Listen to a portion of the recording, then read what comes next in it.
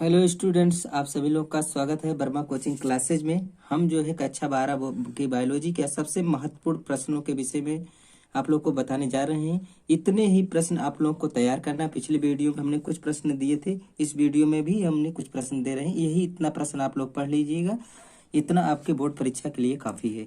देखिए, सबसे महत्वपूर्ण प्रश्न आगे देखिए क्या है।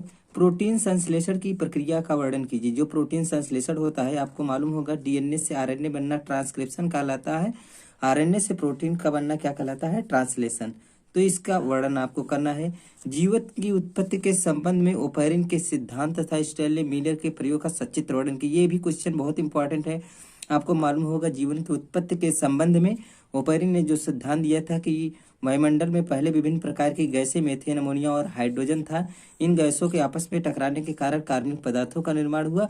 इन्हीं कार्बनिक पदार्थों से जीवों का निर्माण हुआ, जिसको स्टैनली मिलर ने अपने प्रयोग के माध्यम से सिद्ध किया। तो ये क्वेश्चन भी आप लोग तैयार कर लीजिएगा। इसके बाद समझात अंग एवं समृद्ध अंगों में अंतर बताइए। समझात अंग के विषय में आपको मालूम होगा कि ऐसे अंग जिनकी उत्पत्ति जो होती है समान प्रकार की कोशिकाओं से होती है, परंतु कार्यों में क्या पाई जाती है, भिन्नता पाई जाती है। और समझात अंग होते हैं जैसे चमगादड़ के पंख, चमगादड़ के पंख और उसके घोड़े की अगली टांग और मनुष्य के हाथ, तीनों के काम अलग अलग है, लेकिन तीनों की उत्पत्ति एक कोशिका। समृद्ध अंग में अंतर बताइए। समृद्ध अंग क्या होता है, ऐसे अंग जिनकी उत्पत्ति भिन्न भिन्न प्रकार की कोशिकाओं से हो, परंतु कार्यों में समानता पाई जाती है। इन दोनों में अंतर आप लोग लिख सकते हो। लैमार्कवाद, डार्विनवाद, परिवर्तनवाद की व्याख्या, ये भी बहुत इंपॉर्टेंट। लैमार्कवाद जो जीवों के विकास के संबंध में उन्होंने बताया था। आपको मालूम होगा जैव विकास क्या है, सरलता में कोश की जीवों का क्रमिक रूप से विकास होते हुए जटिलतम बहुकोश की जीवों का निर्माण होना जैव विकास कहलाता है। उसमें लैमार्कवाद, जिसको हम उपार्जित लक्षणों की वंशागत का सिद्धांत भी कहते हैं, और डार्विनवाद, इसको हम इनके सिद्धांत को हम प्रकृतिवाद या प्रकृति चयनवाद के नाम से भी जानते हैं। और उसके बाद उत्परिवर्तनवाद, जिसको इसके प्रवर्तक ह्यूगो डिब्रीज थे। इसकी भी व्याख्या आप लोग व्याख्या पूरी तरह से पढ़ लीजिएगा। Malaria, typhoid, पेचिस। मलेरिया आपको मालूम होगा जो होता मलेरिया जो होता है, ये क्या है, एक प्लाज्मोडियम होता है जो कि प्रोटोजोआ है। वो मादा एनाफिलीज मच्छर के मुख में पाया जाता है, इसी के काटने से मलेरिया बुखार। टाइफाइड, साल्मोनेला टाइफी जो होता है नमक जीवाणु के कारण जो होता है टाइफाइड बुखार। पेचिस जो होता है एंट अमीबा हिस्टोलेटिका से पेचिस रोग हो जाता है। कैंसर, एड्स, आदि रोगों पर टिप्पणी लिखिए। कैंसर हुआ, एड्स, इस पर भी आपको टिप्पणी लिखना है। एल्कोहल के दुष्प्रभाव पर टिप्पणी लिखिए। एल्कोहल क्या है, इसके दुष्प्रभाव। इंटरफेरान पर टिप्पणी लिखिए। इंटरफेरान आपको मालूम होगा एल्कोहल के दुष्प्रभाव से क्या क्या होता है। आपको मालूम होगा कि एल्कोहल पीने से क्या होता है, आदमी जो होता है वो सही गलत की पहचान नहीं कर पाता है, सही ढंग से अगर गाड़ी चला है, ड्राइविंग नहीं कर पाता है, उसके लीवर किडनी पर प्रभाव डालता है। इसलिए एल्कोहल का सेवन नहीं करना चाहिए, ये इसका दुष्प्रभाव है। इंटरफेरान क्या होता है, वायरसों से संक्रमित कोशिकाएं ये प्रोटीन का श्रवण करती हैं, जिससे जो होता है वो इम्यूनिटी को मजबूत करता है, उसे इंटरफेरान कहते हैं।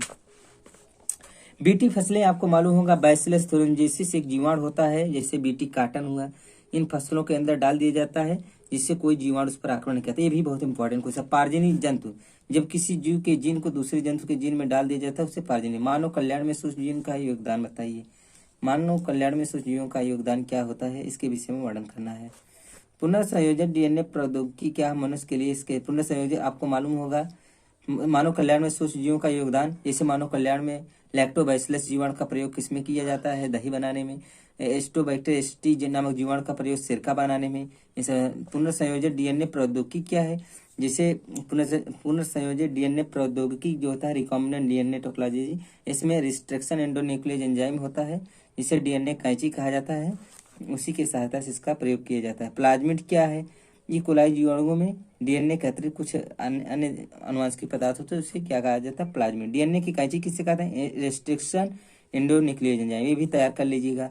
पीसीआर पॉलीमरेज चेन रिएक्शन पर टिप्पणी पूछ सकता है। बायोपायरेसी आपको मालूम होगा मल्टीनेशनल कंपनियां जो होती हैं, जब किसी भी देश की जो होता है, मान लीजिए किसी के टेक्नोलॉजी का कोई भी कंपनी या कोई भी व्यक्ति जो होता है बिना उसकी अनुमति के उसका प्रयोग करता है, तो उसी को हम बायोपायरेसी कहते हैं। इसको भी तैयार करें। सहजीविता क्या है, जब दो जीवधारी साथ रहे दोनों का एक दूसरे से लाभ हो, सहजीविता, ये भी तैयार कर लीजिएगा। सहोपकारिता तथा सहभोज्यता, सहोपकारिता में दोनों जीवधारियों के एक दूसरे से, सहभोज्यता में एक का लाभ होता है दूसरे का न हानि न लाभ, इसको भी तैयार कर लीजिएगा। परजीविता पर टिप्पणी लिखिए। इसके अलावा आता है खास श्रृंखला तथा खास जाल। खास श्रृंखला में क्या होता है, खास श्रृंखला एक मतलब दिशी होता है, और खाद्य जाल जो होता है बहुदिशी होता है। इसमें एक जीवधारी दूसरे जीवधारी का क्रम रूप से भोजन बनता है, ये भी तैयार कर लीजिएगा। और खाद्य जाल क्या होता है, एक जीव कई जीवों का भोजन बन सकता है, वो खाद्य जाल। जैसे खाद्य श्रृंखला में आपको हम बता दे रहे हैं, जैसे मतलब पौधा है, पौधे को टिड्डे खा रहा है, टिड्डा को मेढक खा रहा है, मेढक को सांप खा रहा है। लेकिन अब इसी के खाद्य जाल में अगर हम परिवर्तित करें, पौधे को खरगोश भी खा सकता है, चूहा भी खा सकता है, खरगोश को सांप भी खा सकता है, चूहे को भी सांप खा सकता है। तो इस प्रकार से एक जीव कई जीवों का भोजन बन सकता है, वो खाद्य जाल बना लेगा। ये भी आप लोग तैयार कर लीजिएगा। एक पारिस्थितिकी तंत्र में ऊर्जा के प्रवाह का वर्णन कीजिए। ऊर्जा का प्रवाह आपको मालूम होगा 10% के नियम पर लागू होता है, जिसमें उत्पादकों में सबसे अधिक ऊर्जा, उसके बाद क्रमबद्ध रूप से ऊर्जा घटती जाती है। आगे WWF, ये भी बहुत इंपॉर्टेंट, कभी कभी इन दोनों का फुल फॉर्म पूछ लेता है, जिसका नाम होता है world wild life fund, WWF का। और IUCN, international unit conservation nature, ये भी दोनों का मतलब फुल फॉर्म आप तैयार कर लीजिएगा।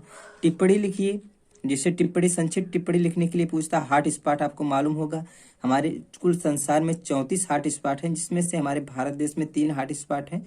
इसमें पश्चिमी घाट, हिमालय, इंडो बर्मा, 3 हैं। अभ्यारण्य क्या होता है, जिसमें जीवधारियों को रहने का स्थान अभ्यारण्य कहलाता है लगभग। और एक राष्ट्रीय उद्यान भी होता है। जैव विविधता आपको मालूम होगा जो होता है।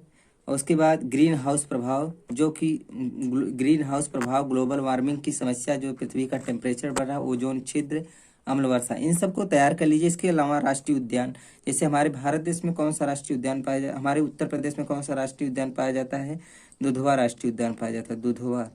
दुधवा राष्ट्रीय उद्यान, तो राष्ट्रीय उद्यान भी पूछ सकता है, दुधवा राष्ट्रीय उद्यान। और जिम कॉर्बेट राष्ट्रीय उद्यान हमारे देश का पहला राष्ट्रीय उद्यान। तो राष्ट्रीय उद्यान पर भी टिप्पणी पूछा जा सकता है कि राष्ट्रीय उद्यान क्या है।